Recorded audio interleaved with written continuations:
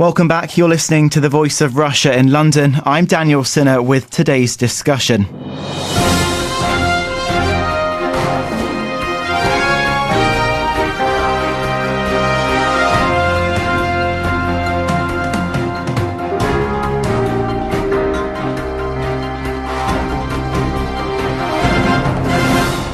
Almost every day a new report is issued saying some sort of food is good or bad for us. Yesterday, it was the turn of chocolate, with a study showing people who eat chocolate tend to be thinner. Previous research has shown that too much chocolate is damaging, but it's not just chocolate. Similar studies on red meat, wine, tomatoes, and a whole host of foodstuffs seem to offer contradictory and confusing advice. So what should we believe? Joining me is food journalist for The Guardian, Oliver Thring, Douglas McSkimming, chief reporter for The Scottish Farmer, Dr Tim Knowles, principal lecturer at Manchester Metropolitan University, and Caroline Farrell, a nutritional therapist from Essential Nutrition. I'll start with you, Oliver. What should we believe? We're constantly being given different messages about how good certain foods are. 1 minute it's good for you, 1 minute it's not. What can consumers believe? You're quite right, Daniel. It's very difficult for people to have a clear understanding of food. And I agree, it makes life very complicated. I think the most obvious thing is to retain a bit of common sense. I mean, 1 week chocolate is bad for you, the next week it's good for you. Everyone knows that a little bit of chocolate isn't going to do any harm, and a huge amount of chocolate, it probably isn't very good for you. And I think as long as people retain a little bit of skepticism about the latest cancer scare in this newspaper or that, or the latest, health scare in any other field, we'll probably do a lot better. What do you think, Caroline Farrell? You're a nutritional therapist. You work on a one-to-one basis with people. I completely agree. And I see a lot of people who are very confused about the amount of media publicity on different foods, and they just don't know what to believe. And a lot of people will react by actually just not making any changes. And at the other end of the scale, some people will react in a very extreme way, and they'll start eliminating a lot of foods from their diet, and they'll end up deficient in so many nutrients, and that's known nowadays as orthorexia, and it's quite common. What I try to say to people is be moderate and be balanced, and also find out the facts. So go to the NHS Choices website and look up the study, look up the news report, and actually find out what the evidence is behind it. Because we're always looking for a single answer to a complex problem, and there really isn't a single answer. It's about balance and moderation. Dr Tim Knowles, if I'll bring you in here, you're a principal lecturer at Manchester Metropolitan University. You've done a lot of research into this. What can people believe? Well, the problem with these scares is very much the frequency of these scares and these alleged problems. Within these reports, there's always nuggets of good information, but it seems to be confused by perhaps a lot of hype, perhaps a lot of misinformation on the problems. I think what we should be believing in is the source of this information. Where is it coming from? Is it official government information? Is it the Food Standards Agency or some of the more independent organisations? Or is it organisations with a bias to a certain product or a certain issue or a certain problem? So I think it's the source and the media from where all this material is coming from, which is the important issue.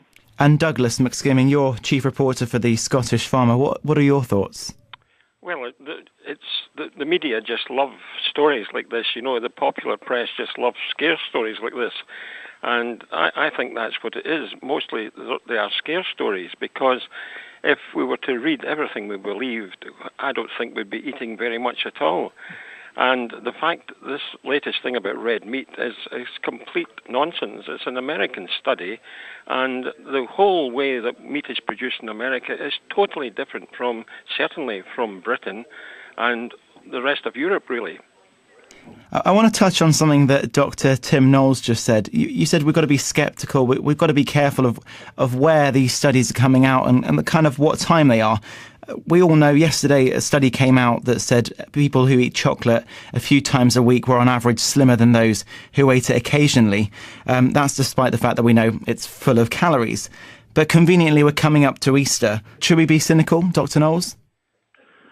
I think we should be very cautious. It's interesting, some of the research we've done at Manchester Metropolitan University over the years shows that consumers, rightly or wrongly, believe some sources of information, interestingly the major supermarkets, but they distrust other sources of information, i.e. the print media. So it's where the information is coming from. The other point I would make is the type of product. We seem to perceive that there are good foods and bad foods, and we seem to, on that basis, believe believe what we hear if it's in our minds a good food, and believe what we hear if it's in our minds a bad food. It depends on the type of food as well. Caroline Farrell, you obviously know that chocolate, with too much of it is obviously bad for you. Yeah. But should we be cynical that we are coming up to Easter and this study is conveniently saying, well, go on, guys, have as much as you want? I think we should be a little bit cynical. I mean, we all know that too much chocolate is not good for us. It's high in fat and it's high in sugar. But again, going back to moderation, chocolate has a lot of beneficial health properties. It's a good source of magnesium. It's got antioxidants. So good quality chocolate is actually quite good as part of a balanced diet. So again, it just goes back to a little bit of what we like and won't do us any harm. Well, when people are looking at different types of chocolate, does that kind of play into it as well? Definitely. I mean, you want to go for a really good quality, high cocoa content chocolate, minimum 70%. And then you get all the beneficial antioxidants because they're present in the really high cocoa chocolate. And what are your thoughts, Oliver Thring, food journalist for The Guardian?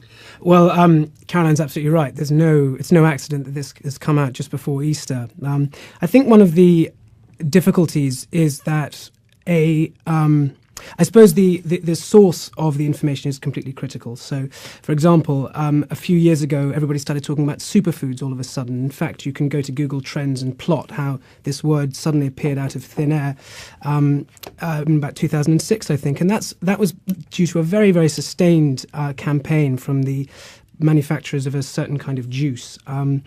And it's a word that caught the public's imagination, and people now still today talk about certain fruits as being superfoods. So, yeah, I'm glad, as if Tim is right, that I'm sure he is, that people are sceptical about getting their medical advice from newspapers, because it certainly isn't the place to go for most of it. Who do you think is the main push of these stories, especially if we look at the superfoods one, the one you've highlighted? You say is that mainly from companies who want to push a certain brand? Well, exactly that, and it works for positive things like superfood, or eat lots of chocolate before Easter. And it works for negative things as well. If you have a vested interest in saying chocolate is bad for you or coffee is bad for you, then you can always come up with some pseudoscience to justify that opinion. Just a reminder, you're listening to The Voice of Russia in London. I'm Daniel Sinner with today's discussion. Joining me at the moment is food journalist for The Guardian, Oliver Thring, Douglas McSkimming, chief reporter for The Scottish Farmer, Dr. Tim Knowles, principal lecturer at Manchester Metropolitan University, and Caroline Farrell, a nutritional therapist from Essential Nutrition. If we look back over, say, the past decade, we've had food scares including salmonella in eggs, listeria in cheese, and BSE, or so-called mad cow disease. We can't neglect the fact that the media do play a role in providing information to consumers, to readers, about the dangers of food. But what role do you think they play in reporting food risks, Oliver? Well, obviously they play a very valuable role in informing public of potential dangers in the food chain, but they do so often in a very hysterical fashion. And I'm sure Douglas will be able to tell you that the poor old farmers in this country have had an absolutely torrid time the last 20 or 30 years because of exactly these problems. I mean, the BSE risk, at the time when BSE broke, people were saying, columnists with no scientific qualifications at all were saying this is going to be a catastrophe worse than AIDS. I mean, and that really panics people. And still, I think France don't import our beef. So, no, the media have a duty to be responsible, but also they have a need to sell newspapers, and I think those two impulses are often in conflict. The major difficulty as well is that the public fails to appreciate the great scientific cliche, but a very valid and valuable cliche, that correlation doesn't equal causation. So just because, statistically speaking, the people who eat chocolate are thinner, or just because the people who take vitamin pills die quicker than those who don't take vitamin pills doesn't mean that taking vitamin pills kills you or that eating chocolate makes you thin. And a lot of people could do with having this message reinforced, I think. Dr. Tim Knowles, you've done a lot of research into food scares specifically. If we look back at the last 5 years or so, what would you say have been the main food scares and the ones that have impacted on consumer buying and consumers quite a lot? And do you think they've been justified? Well, the interesting thing about the point of the individual food is I've remembered food scares on, for instance, farmed salmon, which the consumer actually ignored because they felt that salmon is a good food. And actually, if you look at the market research data, volume and price never changed with those scares before and after the scare. Go backwards to issues to do with mad cow disease and the human equivalent. People did react, rightly or wrongly, because of the media discussion on how it can affect humans. But if you look at the facts, about 140 people died over the 10 or 12 year period from that particular human equivalent of mad cow disease. So the media were right in saying, well, be careful. They were right in hyping it up then. They were right in helping it up, but then it got to a level where you couldn't buy beef on the bone. And my elderly parents were happily enjoying their beef on the bone when the government was saying it's illegal to sell it. So I think, again, it comes back to the point that there are nuggets of information which are good information, lost within this hype and this scare tactics, which are wrong. I note the recent articles on salt and salt in pizzas. Yes, excess salt for you is bad, but I think it's a minority of us who eat takeaway pizzas every day of the week. I was telling one of your colleagues that last time I ate takeaway pizzas was, I think, 3 years ago. So this issue about salt actually is a good point. It's actually blurred by the message which is coming out of the media, which is a bad point. Douglas, I want to bring you in here. You're a chief reporter for the Scottish Farmer. Journalists are being given a bad name almost here, saying they're hyping up some of the food scares. Do you think that's always true? Yes, well, some of the media certainly do that, but I think we need to do more in educating, especially the younger generation in this country. And with relation to red meat, I mean, the British Nutrition Foundation has just brought out a study showing that the role red meat plays in a healthy diet, and it clearly shows that a moderate intake of lean red meat makes a significant positive contribution to a healthy diet. And the other thing that many people don't realise is the way that our beef cattle are fed in this country. All our beef cattle are fed on grass pasture, whereas in America, the cattle are in huge, massive feedlots. Some never see the light of day, and they're also fed hormones over there that are not allowed in the UK.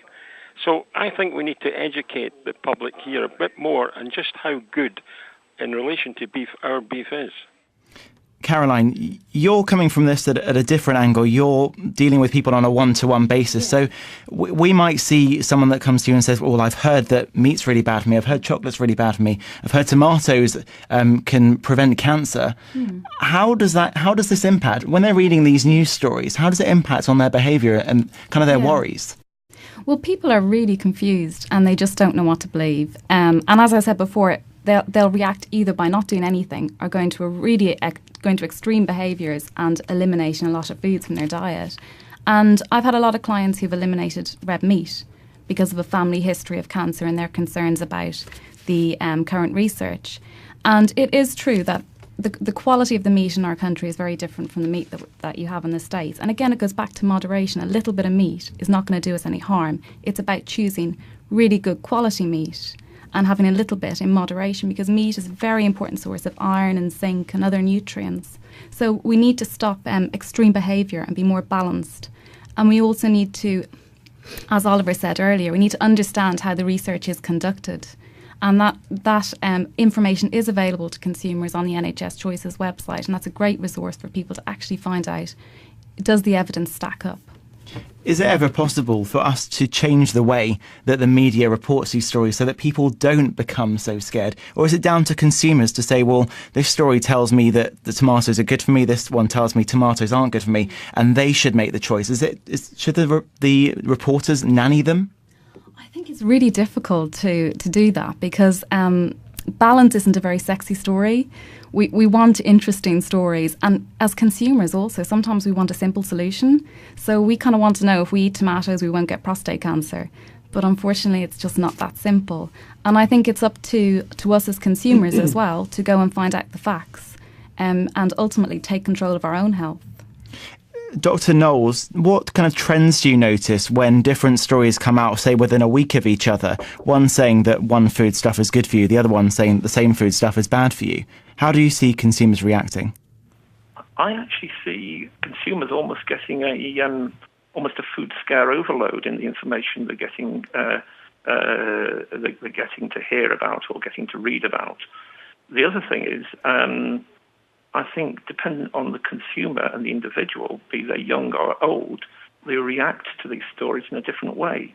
Their education backgrounds. Take the example of salt as what the subject we've been talking about a little bit. The people perhaps above 45 years of age actually take the issue of salt, their diet, probably a bit more seriously than people of younger ages, in their teens or in their 20s. So I don't think it's a reaction that everyone has. I think it's certain sections of the community that actually react to these scares in different ways. Some to ignore them and some to actually worry about them. Just a reminder, you're listening to The Voice of Russia in London. I'm Daniel Sinner with today's discussion. Joining me at the moment is food journalist for The Guardian, Oliver Thring, Douglas McSkimming, chief reporter for The Scottish Farmer, Dr. Tim Knowles, principal lecturer at Manchester Metropolitan University, and Caroline Farrell, a nutritional therapist from Essential Nutrition. Caroline mentioned that if newspapers don't sell sexy stories, then they're not going to sell at all, and it's in their interest to make a story popular. It's in their interest to make it exciting. Now, coming from a journalist rather than a food journalist, papers aren't going to want to run stories telling you absolutely everything and putting in too much detail because consumers won't read it. How do you think that newspapers can maybe report more responsible journalism and give consumers better information about what is healthy and what isn't healthy? Well, as you know, there's an inquiry going on at the moment, chaired by Lord Justice Leveson, about responsibility and the ethics in the media. And there was a couple of weeks ago, they were talking about a story where the Daily Mail had run a story that said turning on the bathroom light in the evening will give you cancer. And it was vaguely connected to circadian rhythms and shift work and how people who have to get up in the middle of the night to work and then who go to sleep when it's light are more prone to cancer. But the basic scientific evidence for that had been massively spun out of all proportion, and to tell you that you're going to get cancer if you go for a pee in the middle of the night, and that's crazy. So and although newspapers do need to sex things up occasionally, I don't think their readers are served or they do themselves any favours by running stories like that, which are so divorced from reality. It seems like that there are other factors that need to be taken in. If we take the Daily Mail story, obviously they were reporting the findings of the story, but it's the patterns of that person. The person that turns on the light in the middle of the night is likely to be someone that doesn't sleep well, maybe is working odd shifts, so their body doesn't relax enough, doesn't get enough rest, and maybe that affects their eating patterns and what they're eating. So maybe it kind of reports a basic idea, but there's a lot more behind the kind of lifestyle that person is living. Would you agree, Caroline? Yeah, definitely. And in terms of salt as well, it's a good example of that, because some of the earlier research on salt and stroke risk didn't adjust for what we call confounding variables, so other lifestyle factors. So people who had salt in their diet maybe had other unhealthy habits, such as drinking more alcohol, not taking exercise. So we need to be quite careful with research. So sometimes there's other things at play rather than just simply one factor. So we do. And I think, going back to your point on how can papers report things in a more objective way, one thing I think all papers should do when they're reporting a study is actually have a link to the research. And sometimes it's actually quite difficult to find out more information about the study, and it would be useful if people could actually click on a link or go to a paper and find out what the study was actually about.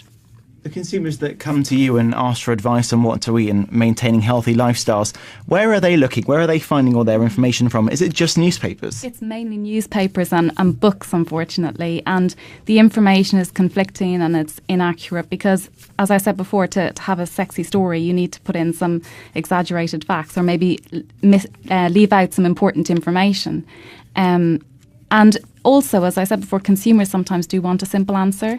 So they quite like simple answers. So we should blame the people that come to you then? It's not the media's fault, it's the consumers that are coming to you and going, well, I can't make a decision. I think it's everything. I think it's the way the media reports stories and the way consumers are looking for a simple answer instead of maybe taking a more balanced view. So I think we're all to blame, really. I think it's quite a complex problem. Oliver Thring, media out in the clear, it's not our fault at all. Consumers can't make their own decisions, it's their fault. I think the consumers know perfectly well what they need to be doing and how they need to be eating. Everybody knows if you eat vegetables and fruit and you don't eat too much saturated fat, then you're doing yourself many favours. And the kind of crazy mollycoddling of people and saying, well, 1 minute tea cures cancer and the next tea gives you cancer. Everybody should just ignore all of these stories for the drivel that they are. What is it Michael Pollan says? Eat food, not too much, mostly plants. That's all we need to know. Dr. Knowles, obviously you have a huge background in looking at food scares. When it comes to consumers making decisions, is it the role of the media to report it? Is it the role of the consumers, or is it the role of the scientists to help consumers make better decisions? I think it's the role of the media and the recognised independent bodies to report the facts, the information, to help the consumers make a decision. Are they doing a good job at the moment? I actually think that the consumers need to take a little bit of responsibility for the food that they're eating.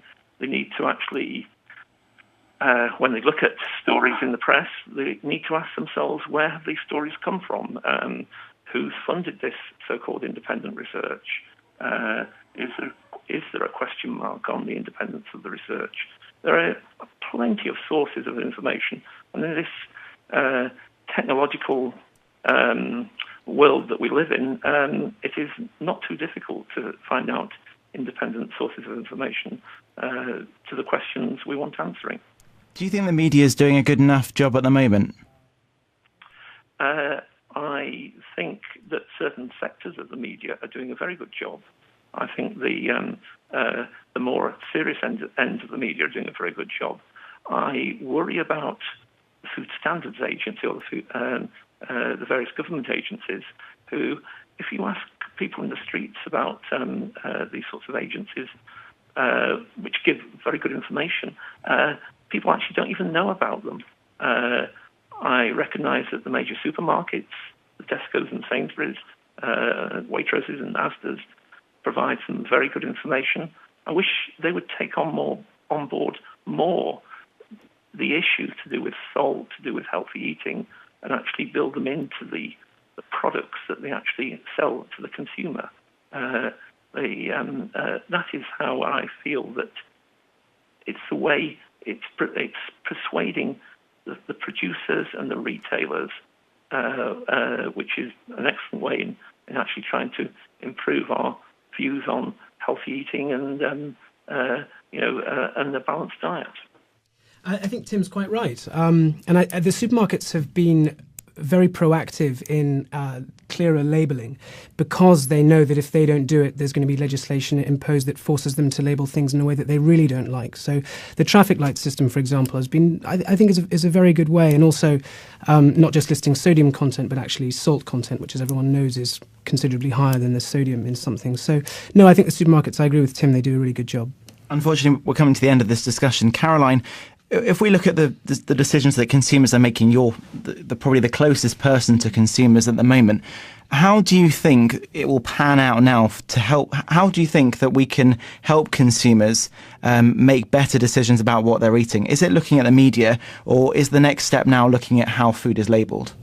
I think food labelling is really important, and I think more than anything the salt and pizza scare has told us that we need to provide better labelling to consumers, and we need to have an independent source of information whenever there is a health scare, that consumers know where to go to find unbiased information and recommendations. I think that's the key for consumers, to empower themselves by going somewhere and getting unbiased information. Is that not already available at the FSA or NHS Choices? Well, the NHS Choices does have that, but I don't think many people are aware of it. And I think it's a really important thing to tell people about it, because it's so easy to, if you see any story in the news, chances are if you go to the NHS website, click on news items, you'll find a report giving you exactly what the details about the scientific study and giving you a recommendation. Dr. Knowles, just a quick answer, if you would, about food labelling. Is this the next step now in consumers making good choices about what they're eating? It's central to this whole issue to do with healthy eating, what we eat, and traffic light system and systems similar to that. You need to actually simplify down, the information that you give consumers, so they can actually make a choice. I notice the comments people make about salt in pizzas again. They talk about grams. Most people actually can't relate so many grams to how much they should be eating or what's an average portion. I think the challenge is graphical representation, simplification of the process, so people understand how to make a choice. But the decision has to be the consumers. It's not for us to nanny people into doing what's good for them or what's bad for them. It's for them to give them the information in a clear, understanding way, so that they actually can make a choice, and hopefully they make the right choice. Douglas McSkimming, final word to you, Chief Reporter for the Scottish Farmer. How far would you want to see this labelling implemented? Do you want to see it across every single type of food that can ever be bought in any supermarket? Well, certainly in relation to meat, lamb and pork, certainly labelling has to come in, and even milk as well. But I think the message is simple. If people eat in moderation and have a balanced diet, which includes an Aberdeen Angus steak once a week, dare I say, I don't think anybody has much to worry about. Well, I think that's a good place to end today's discussion. It seems the future for reporting food risks and benefits leaves the consumer to make wise choices from the information presented to them. But also it seems a responsibility for media organisations not to overhype certain risks. And as you said, Dr. Knowles, we'll also be looking out for food labelling on most products to try and help consumers make the right decisions for a healthy lifestyle. Thank you to all of my guests today: food journalist for The Guardian, Oliver Thring; Douglas McSkimming, Chief Reporter for the Scottish Farmer; Dr. Tim Knowles, Principal Lecturer at Manchester Metropolitan University; and Caroline Farrell, a nutritional therapist from Essential Nutrition.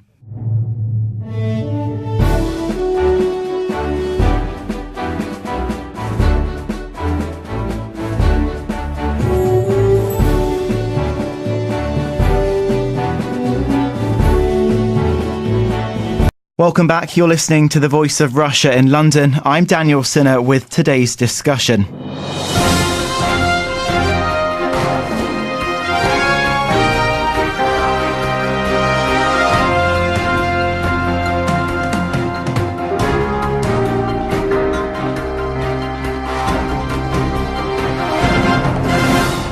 Almost every day, a new report is issued saying some sort of food is good or bad for us. Yesterday, it was the turn of chocolate, with a study showing people who eat chocolate tend to be thinner. Previous research has shown that too much chocolate is damaging, but it's not just chocolate. Similar studies on red meat, wine, tomatoes, and a whole host of foodstuffs seem to offer contradictory and confusing It probably isn't very good for you. And I think as long as people retain a little bit of scepticism about the latest cancer scare in this newspaper or that, or the latest, health scare in any other field, we'll probably do a lot better. What do you think, Caroline Farrell? You're a nutritional therapist. You work on a one-to-one basis with people. I completely agree, and I see a lot of people who are very confused about the amount of media publicity on different foods, and they just don't know what to believe. And a lot of people will react by actually just not making any changes. And at the other end of the scale, some people will react in a very extreme way, and they'll start eliminating a lot of foods from their diet, and they'll end up deficient in so many nutrients, and that's known nowadays. Advice. So what should we believe? Joining me is food journalist for The Guardian, Oliver Thring, Douglas McSkimming, chief reporter for The Scottish Farmer, Dr Tim Knowles, principal lecturer at Manchester Metropolitan University, and Caroline Farrell, a nutritional therapist from Essential Nutrition. I'll start with you, Oliver.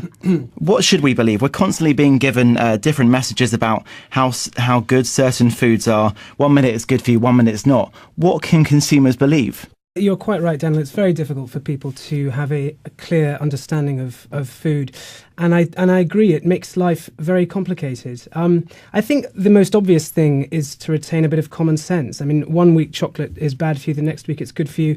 Everyone knows that a little bit of chocolate isn't going to do any harm, and a huge amount of chocolate is orthorexia, and it's quite common. What I try to say to people is be moderate and be balanced, and also find out the facts. So go to the NHS Choices website and look up the study, look up the news report, and actually find out what the evidence is behind it. Because we're always looking for a single answer to a complex problem, and there really isn't a single answer. It's about balance and moderation. Dr Tim Knowles, if I'll bring you in here, you're a principal lecturer at Manchester Metropolitan University. You've done a lot of research into this. What can people believe? The problem with these scares is very much the frequency of these scares and these alleged problems. Within these reports, there's always nuggets of good information, but it seems to be confused by perhaps a lot of hype, perhaps a lot of misinformation on the problems. I think what we should be believing in is the source of this information. Where is it coming from? Is it official government information? Is it the Food Standards Agency or some of the more independent organisations? Or is it organisations with a bias to a certain product or a certain issue or a certain problem? So I think it's the source and the media from where all this material is coming from, which is the important issue. And Douglas McSkimming, you're chief reporter for The Scottish Farmer. What are your thoughts?